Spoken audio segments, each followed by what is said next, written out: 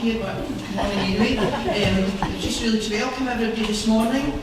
We have, usually when we have a special service, we have some visitors that are not here on a normal Sunday morning, so everyone is very welcome. We have tea and coffee through in the big hall after the service, and please come through. Everyone will have whatever they like. You can choose anything at all that's here. It's just our Girls' Brigade service today. We always have our Girls' Brigade and our Boys' Brigade lead the service at one time in the year. The Boys' Brigade always do the service in October because that's the Founders' Month, and the Girls' Brigade are usually in February, and here they are again. And it's great to see that the numbers are growing in the Girls' Brigade, I think. Fiona and the staff work really hard. They really have tried this year. They've gone out to different places, they've put their table up at different places, really trying to get more young people into our youth organisations. So they're going to take over the service nearly to the very end. Fiona smiles all the time. I know her mum's there and I don't know whether she's like that all the time, but any time we have had to do with Fiona, she smiles all the time. So it's always a great idea when the Girls' Brigade are coming in. We know we're going to have a lovely service, and the girls have been working really hard, practising all the things they're going to tell us about. So just hand over to Fiona.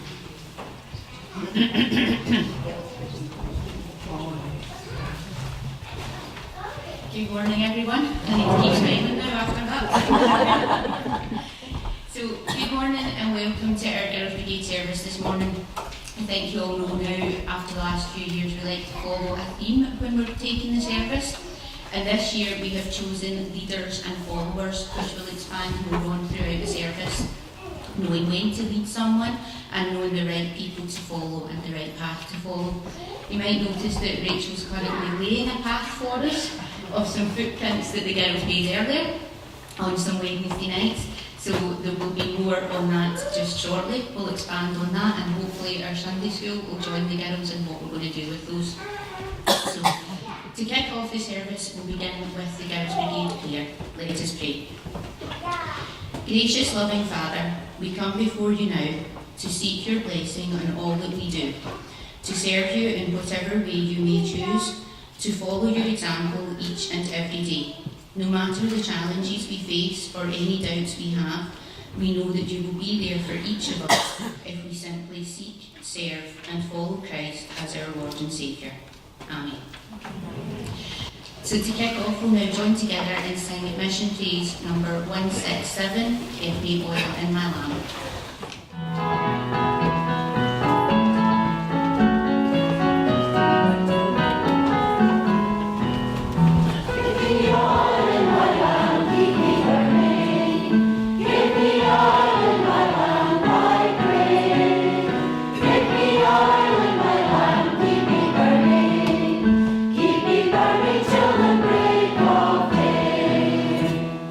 Sing, Hosanna,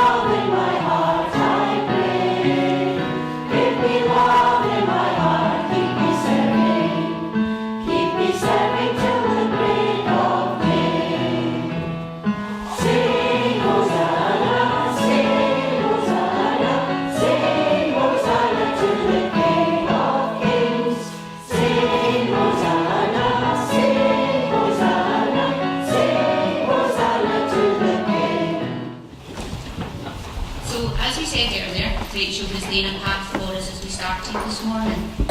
So, girls, can you all go and pick up the footprints and come up?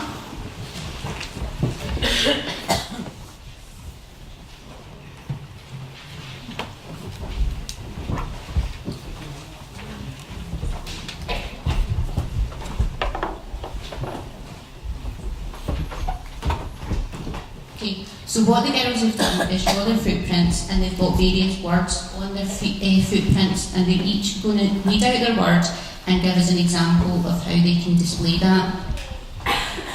So friendly, they have to be friends with one another. Safety, do you see? Hope that the Lord has a plan for you. Not bullying, be kind to others. Not being mean, not being rude to anyone.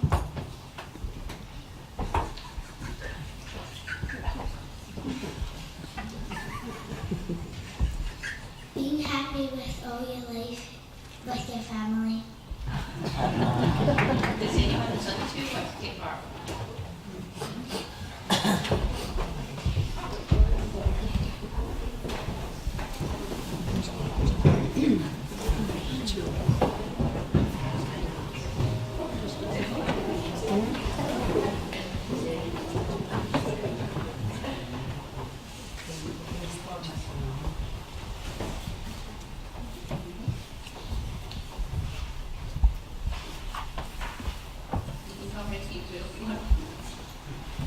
Standing your ground. Forgiveness. Happy.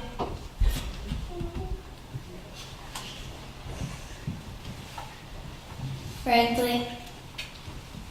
Kind. Does anyone want to expand on any of them and give us examples of how we can display what's on it? Always trust your friends. Being kind to others. Anybody else?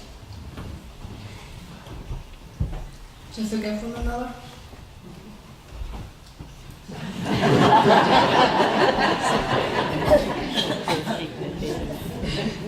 There are two different ways we can follow in someone's steps. We can walk behind them and follow and copy everything they do in a Simon Says style, or we can act like someone and follow their example. The examples the children are given are all ways we can follow to be good, kind and caring to one another, and in doing so we can follow in Jesus' footsteps. We might not always get it right and we may go off track, but with love and support we can guide ourselves back onto the right path to follow.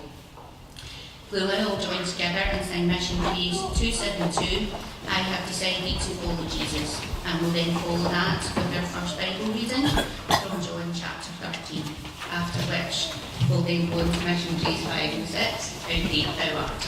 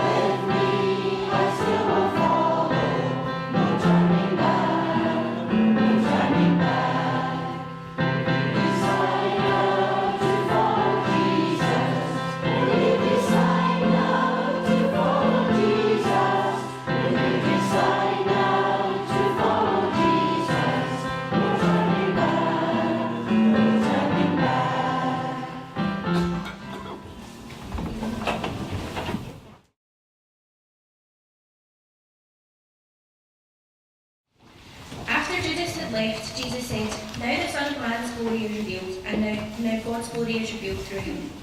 And if God's glory is revealed through him, then God will reveal the glory of the Son of Man in himself, and he will do so at once. My children, I shall not be with you very much longer. You will look for me, but I will tell you now what I told the Jewish authorities. You cannot go where I am going. And now I give you a new commandment: love one another. As I have loved you, so you must love one another. If you have love for one another, then everyone will know you are my disciples. Where are you going, Lord? Simon Peter asked him. You cannot follow me now where I am going, answered Jesus, but later you will follow me. Lord, why can't I follow you now? Asked Peter. I am ready to die for you. Jesus answered, are you really ready to die for me? I am telling you the truth. Before the cock crows, you will say 3 times that you do not know me.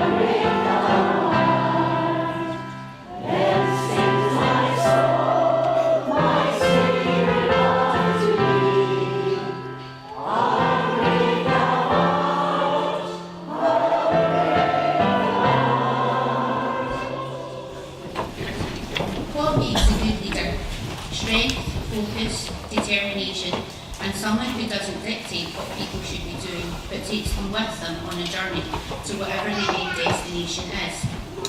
A good leader will attract followers, people who want to work with them and be Not everyone will make a good leader, and the world needs both leaders and followers. The skill is in knowing the right people to follow. We've all heard the saying, if they jumped off a bridge, would you follow them? Of course we wouldn't. How do we make sure we're following the right people?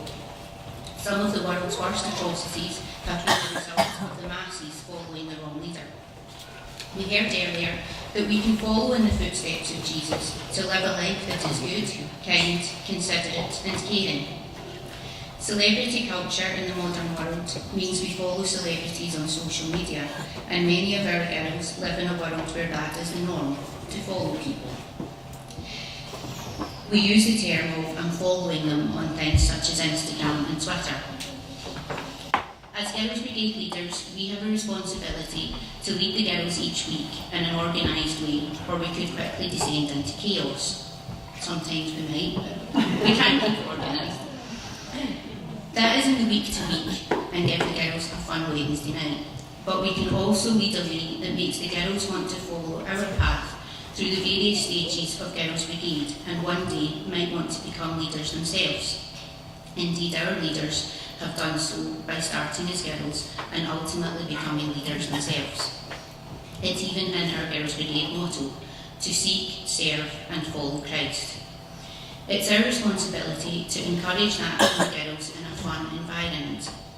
In following the Girls Brigade teachings as leaders, we encourage our girls to follow our example, and in doing so, they in turn become leaders of those teachings.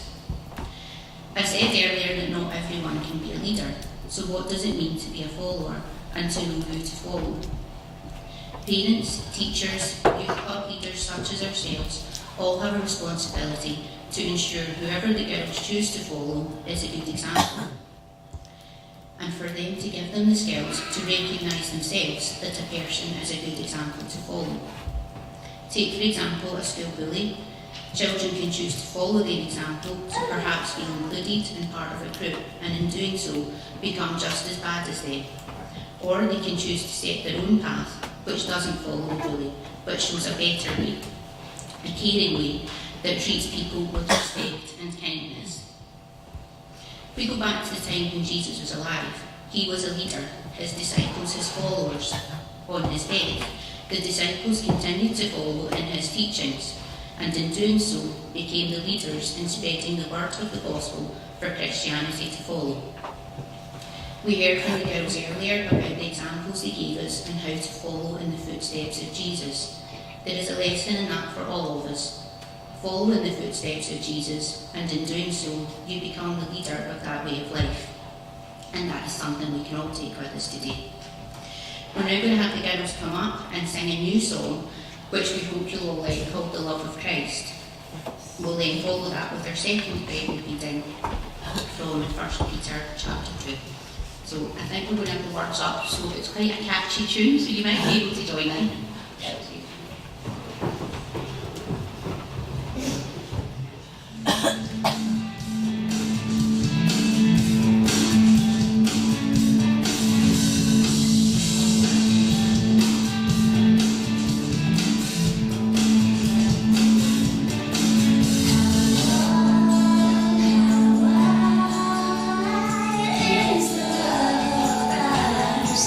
How deep, how high.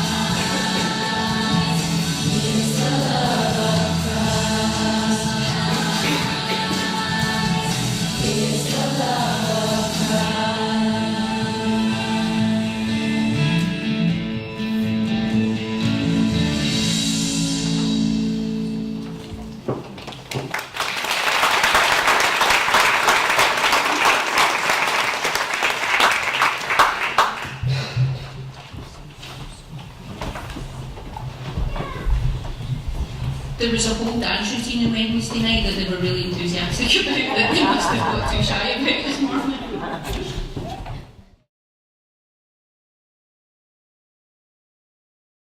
It was to this that God called you, for Christ himself suffered for you and left you an example so that you would follow in his steps. He committed no sin, and no one ever heard a lie come from his lips. When he was insulted, he did not answer back with an insult. When he suffered, he did not threaten, but placed his hopes in God, the righteous judge. Christ himself carried our sins in his body to the cross, so that we might die to sin and live for righteousness. It is by his wounds that you have been healed.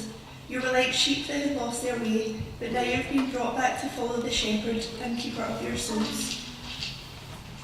We'd now like everyone to join with us and sing this little Let It Bloom, but just before that I want to give a bit of background to the origins of the song. It was written in the 1920s as a gospel song for children. The origins come from Jesus' remarks to his followers, as Matthew wrote, "You are the light of the world, a city that is set on a hill cannot be hid. Neither do men light a candle and put it under a bushel, but on a candlestick, and it giveth light unto all that are in the house. Let your light shine before men, that they may see your fine works, and give glory to your Father who is in heaven."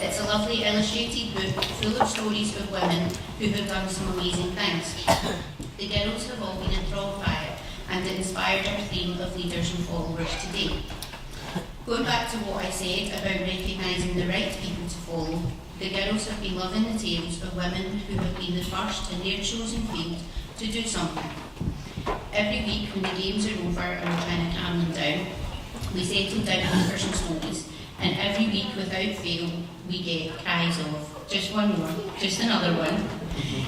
So mums and dads, while you're waiting outside for them, this is why the girls want to hear more stories. So this morning, the girls are going to share with you some of the ones that they have picked as favourites. We've chosen them for today, not for being purely inspiration and someone to look up to, but they were chosen because these are all people who led the way in their faith and did something that either hadn't been done before or the women simply didn't do at that time.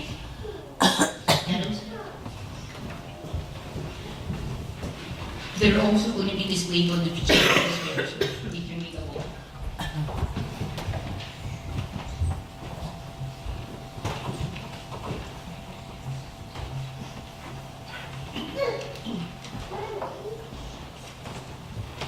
Malala Yousafzai. Once there was a girl who loved school. Her name was Malala. Malala lived in a peaceful valley in Pakistan. One day, a group of men called the Taliban took control of the valley. They frightened people with their guns. The Taliban forbade girls from going to school. Many people disagreed, but they thought it would be safer to keep their girls at home. Malala thought this was unfair and wrote about it online. She loved school very much, so one day she said on TV, "Education is power for women. The Taliban are closing girls' schools because they don't want women to be powerful." A few days later, Malala got onto her school bus as usual. Suddenly, two Taliban men stopped the bus and shouted, "Which one of you is Malala?" When her friends looked at her, the men fired their guns, hitting her in the head. Malala was rushed to hospital and she did not die. Thousands of children sent her get well cards and she recovered faster than anyone could have imagined.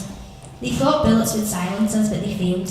Let us pick up our books and our pens. They are our most powerful weapons. One child, one teacher, one book, and one pen can change the world. Malala is the youngest person ever to receive the Nobel Peace Prize. Coco Chanel. Once upon a time in central France, there was a girl who lived in a convent, surrounded by nuns dressed in black and white. Her name was Gabrielle Chanel. In the convent, girls were taught how to sew, but they didn't have many colours to choose from. They used the same materials as nuns did, so all their dolls were dressed in black and white too. When she grew up, Gabrielle worked as a seamstress by day and a singer by night. The soldiers she sang for at the bar called her Coco, and the nickname would stick for the rest of her life. Coco dreamed of having her own shop in Paris. One day, a wealthy friend of hers lent her enough money to make her dream come true. Coco's clothes looked fabulous, even if the cloth was plain. "Where did you buy that?" the chic Parisian ladies would ask her. "I made it myself," she'd say. "Come to my shop and I can make one for you too." Business grew quickly and Coco soon repaid all the money to her friend. Her most successful design was her classic little black dress. She transformed the colour that had always been associated with primrose to something perfect for a glamorous evening out. The shape of many clothes we wear today was heavily influenced by Coco Chanel, the designer who started like making dolls from scraps of Stilton nun skirts.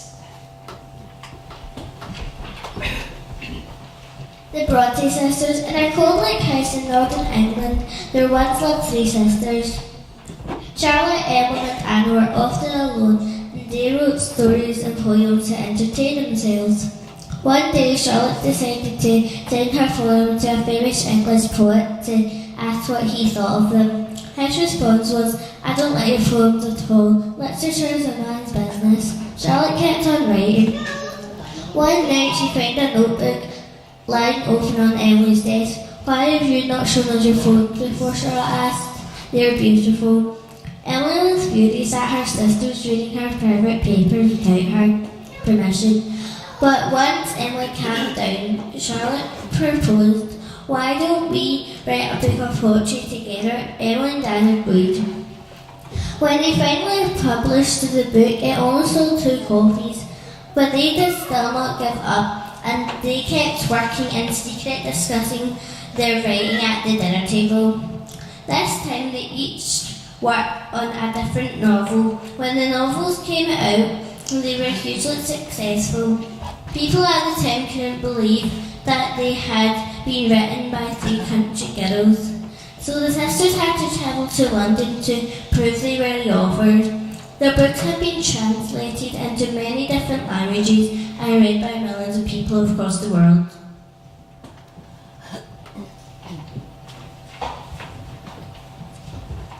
Hedy Lamarr. Once upon a time in Austria, a beautiful baby girl called Hedy was born. When Hedy grew up, she married a rich man and moved to a castle. At first, all like a dream, but Hedy soon discovered she and her husband didn't get along. One day, Hedy decided she'd had enough, so she disguised herself as a maid and escaped to Paris. There, she met an important Hollywood film producer called Louis B. Mayer. She followed him to LA and eventually made 18 movies, becoming one of the world's biggest film stars. In between movies, Hedy invented a new kind of traffic stoplight and a capsule that could make sparkling water, and she helped a tycoon build more efficient airplanes by suggesting modifications to their shape. During the Second World War, Hedy learned that the Nazis were able to protect their submarines from torpedoes by jamming the radio signals used to control them. I can solve that problem, she said, and she got straight to work. With the help of a musician friend, she invented a secret communication system that could automatically change the frequency of a torpedo signal, making it impossible for the enemies to jam. Her work laid the foundation for the Wi-Fi and Bluetooth technology we all use today.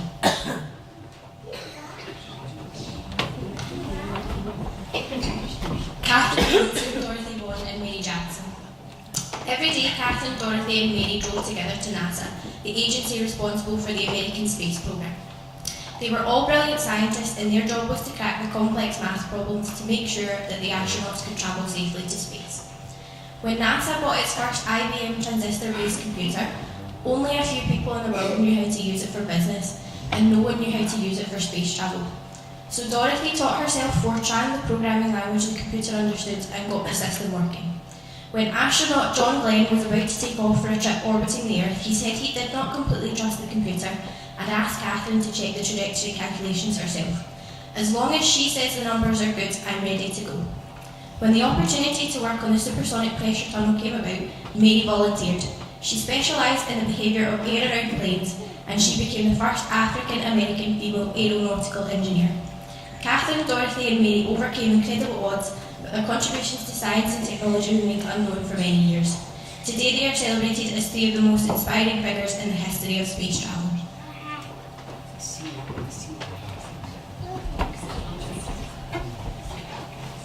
Audrey Hepburn. Once upon a time in Holland, there was a little girl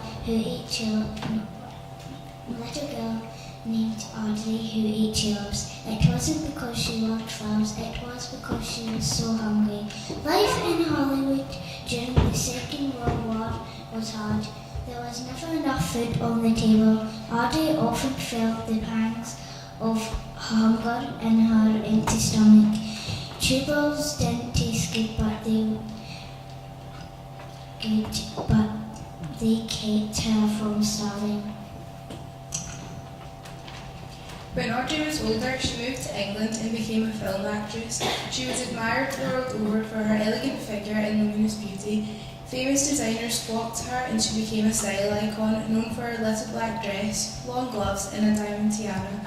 After her most famous film, Breakfast at Tiffany's, was released, the Hepburn look became so popular that women used to dress like her. They would even visit the famous jewellery store to stand in the same spot she did. But Audrey wanted to do more than just star in films and be admired from her clothes. She wanted to help others, especially poor and hungry children. Children who was hungry as she had once been. She dedicated her life to serving UNICEF, the same charity that had helped her when she was a little girl. During the war, she believed that no child should ever be so hungry she would have to eat flowers. When Audrey died, a new pure white tulip was named in her honour to celebrate the wonderful work she did for UNICEF.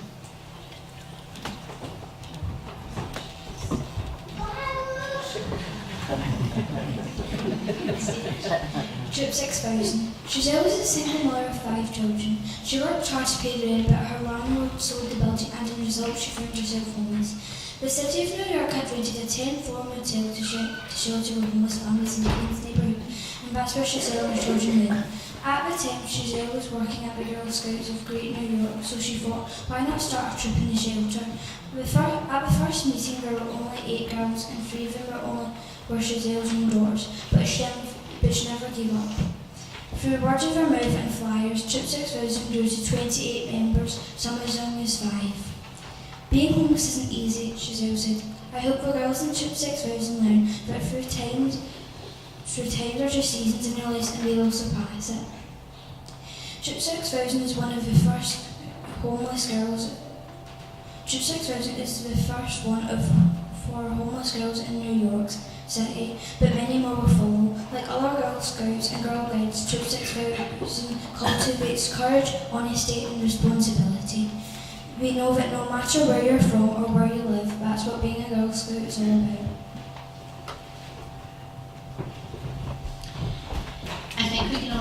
these are truly inspiring and are great examples of leaders for our girls to follow.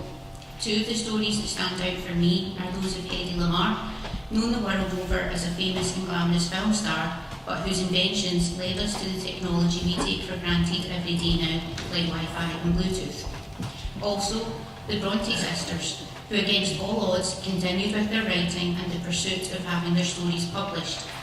At the time, they wrote under the pseudonyms of Currer, Ellis and Acton Bell for Charlotte, Emily and Anne, just to get their stories into print. Jane Eyre and Wuthering Heights are two of the most read and recognised books in print and have been dramatised in films many times, just showing that perseverance against the odds can lead to great success. The next song we've picked for this morning is based on Leading and Following. You might recognise the song, but we have changed some of the words and they will be displayed.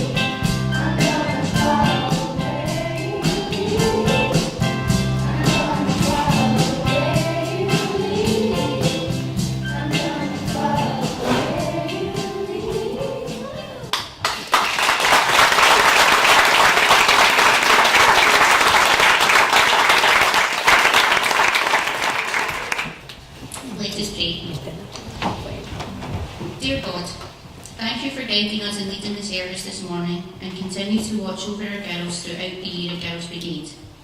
Today we also ask you to watch over the wider Greater Glasgow Girls Brigade family who are mourning the tragic loss of our secretary, Elizabeth Tooton, who sadly died last week after a short illness and who will be laid to rest tomorrow. We ask you to continue to help the girls choose the right path to follow in life and to become the leaders of our future. All of these things we ask in your name. Amen.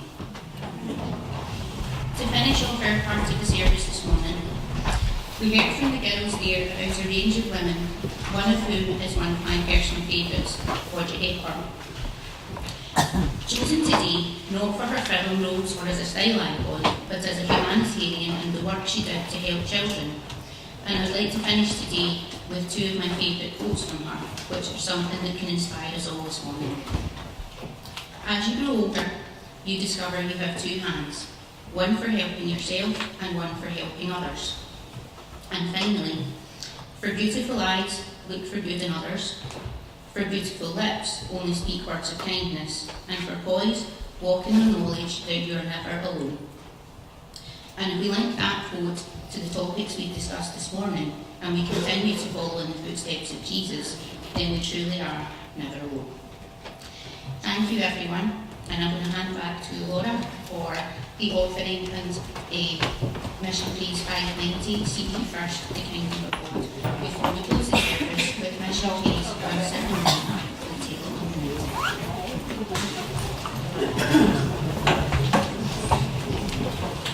Can I just thank you, Luna, yourself and all the girls. I'm sure we've all learned something this morning. I know we were sitting there saying, I didn't know that, I didn't know that. And my husband thinks I know everything. He thinks I know all that's at the same. Let's close our service, or let's have our offering now. We're going to sing Mission Praise 590. Seek ye first the kingdom of God. So we're going to sing Mission Praise 590.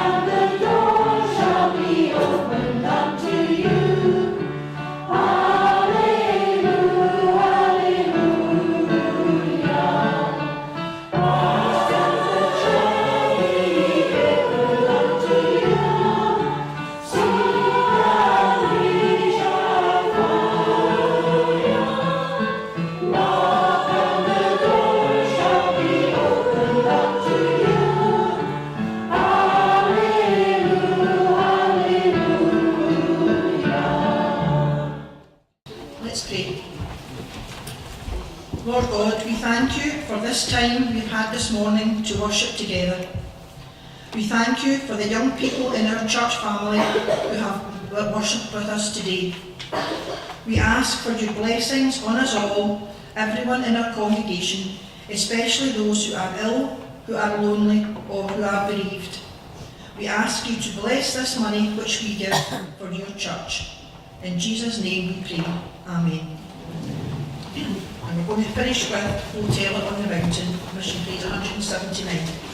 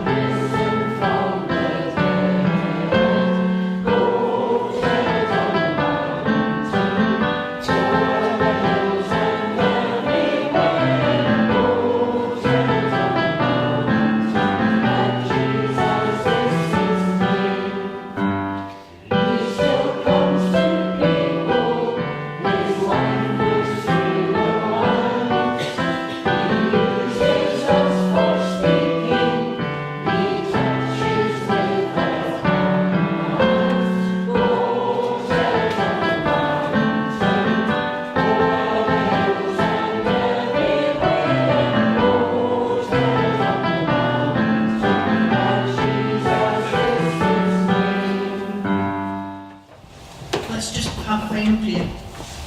Dear God, be with each one of us as we go from here, and keep your loving hands around us in the coming week.